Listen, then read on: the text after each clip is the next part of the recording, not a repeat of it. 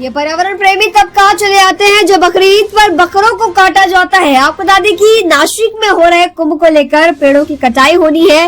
इसी को लेकर तमाम पर्यावरण प्रेमी इसका विरोध कर रहे हैं। अब इस पर नितेश राणे का बयान सामने आ गया। उन्होंने कहा कि ये पर्यावरण प्रेमी अचानक से हिंदुओं के त्योहारों पर ही क्यों जागते हैं।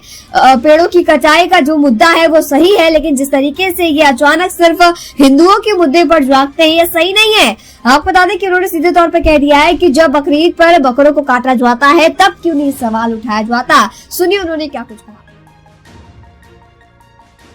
तेव्हाच तिथे का प्रश्न का विचारला जात नाही की बकरीच्या टायमाला तुम्ही बकरी एक तरी तुम्ही स्टोरी करीत आलोतात का? हे जगाचे आज मिठ्या मारणारे जे लोक आहेत त्यांच्या नाही चालू शकत, तुम्ही एवढी हिंमतच करत नाही। कुठे ना कुठेतरी जागले पाहिजे ना, म्हणून तर आम्ही विचारतोय ना। कधी कुठल्याही मुस्लिम समाजाच्या व्यक्ती, ख्रिश्चन समाजाच्या व्यक्ती आपल्या धर्मावर कधीच प्रश्न उच्चारताना दिसत नाही तुम्हाला। आमचेच असतात, कधीच विचार तुम्ही कधी दिसला का कुठल्याही मुस्लिम समाजाच्या व्यक्तीने आपल्याच धर्मावर आपल्याच सणासुदीवर प्रश्नचिन्ह विचारला असं दिसतं का? आता हज यात्रा जाते त्याच्यावर कधी कुठल्याही मुस्लिम समाजाला मुस्लिम समाजाच्या व्यक्तीला टीका करताना दिसलंय का तुम्हाला? पण आमच्या अमरनाथ यात्रावर निघणारे, आमचे कुंभमेळ्यावर प्रश्न उच्चारणारे तुम्हाला हे असे हिंदू दिसतील तुम्हाला चायनीज मॉडेल?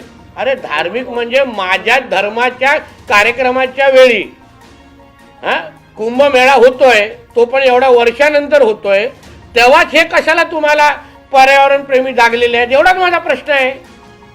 आणि एवढंच तुम्ही मला जे प्रश्न विचारतायत ना, आणि जेव्हा मुस्लिम धर्माचे जे कार्यक्रम असतात तेव्हा नाही, मोहरमच्या टायमाला काय होतं तेव्हा त्यांचे जे जुलूस निघतात, किती प्राण्यांना काय काय केलं जातं तिकडे, तेव्हा काय हे जे काय तुम्ही ज्यांची नावं घेताय ते कुठल्या बिळात लपलेले असतात सांगा तेव्हा त्यांच्यावर असतात नाचत।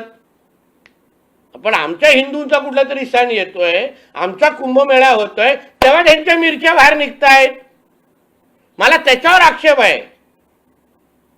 त्यांनी अन्य वेळी पण आवाज उचलला असता ना, बकरीच्या वेळी आवाज उचलला असता, मी नाही बोललो असतो, मग बरोबर असतं सर्व धर्म समभाव।